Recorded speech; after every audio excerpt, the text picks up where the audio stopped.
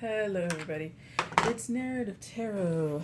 I'm here to unbox the Kawaii Tarot by Diana Lopez. Now, I had this deck before and I sold it because I couldn't get along with it. Plus I had another minimal deck and I was like, let me just do this instead. But I kind of regretted it. I have a few deck regrets, as far as selling them, so there's that.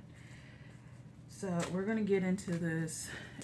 I mean, if you guys haven't seen it, then cool, but I'm not gonna oh my god, this is a brand new kind of deck. It isn't. Anyway, comment, subscribe. Hi, let's start this over. I'm Narrative Tarot. Comment, subscribe to the channel.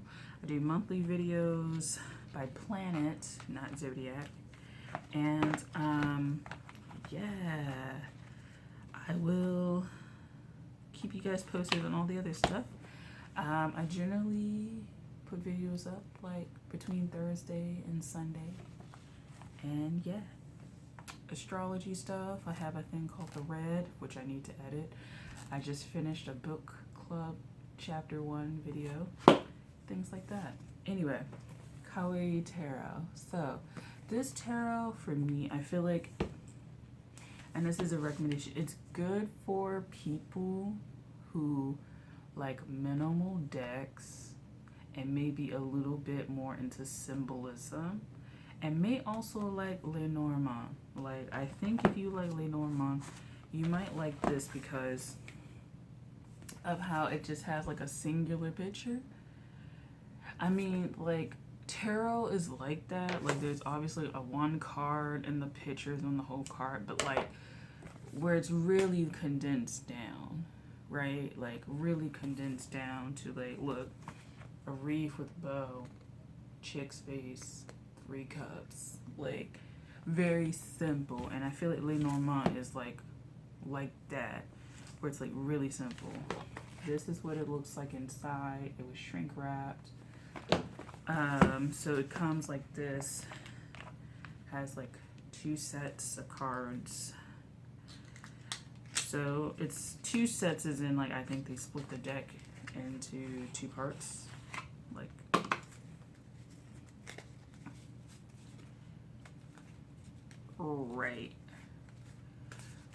Alright, so this is what they look like. To me, they're really cute. So it wasn't I thought they were ugly or anything like that. I just found that I couldn't read with them. And I think it was the first deck that I really felt I couldn't connect to or read with.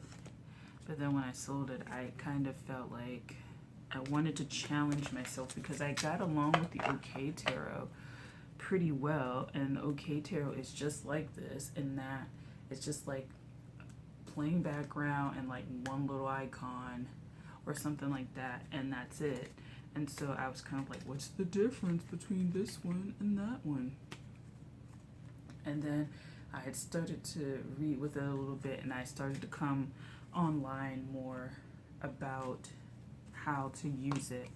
And I think because it's so minimal, the thing you like to do is grab a lot of cards. But I kind of feel with minimal decks, which is so funny because you would think that with the deck that has a lot of illustration and stuff like that, that you really don't need multiple cards. I find that with minimal decks, you really don't need a lot of cards. It's the way it's designed. It's with tarot that has a lot of symbolism and stuff like that. You're meant to read all of those elements in the card, right? Sometimes you focus on them. I don't do this, but I'm just saying that you're meant to kind of focus on these symbolisms, and it's the sum of all of these symbolisms, and the color and the texture and the direction and the position of the people and all of this stuff, whether or not it's nature or elemental stuff, or how they look and stuff like that. That expression and stuff like that is very much linked to how you're supposed to interpret it, versus when you have a very minimal thing I don't think that it's you need to know the traditional meaning. I kind of feel like it forces you to focus in another way. Like the other one, obviously you can intuit a lot of stuff and you can put it together and create a story and stuff like that, and help people and do a reading like that because it's a lot coming in, and it may be a lot of things that come in with like depth and stuff like that. But this is, it's almost like when you get minimal decks like this, you are challenging yourself to get straight to the point, I guess, and leaning more towards maybe practical advice or something like that. And that's why I'm saying, like, if you like Lenormand, you might like a deck like this, because maybe Marseille too, but I kind of feel like Lenormand is like this. I think it's just without the very fixed meanings. Like, you can go with the fixed meanings because it's such a plain card and you're not really drawing off it too much, but I kind of feel like it forces you to kind of get to the point. And I think that's why I didn't really click with this deck nearly as much, is because I had to get to the point. And I was like, I don't want to get to a fucking point. Like, I want to take my scenic ass route and take my time and do that.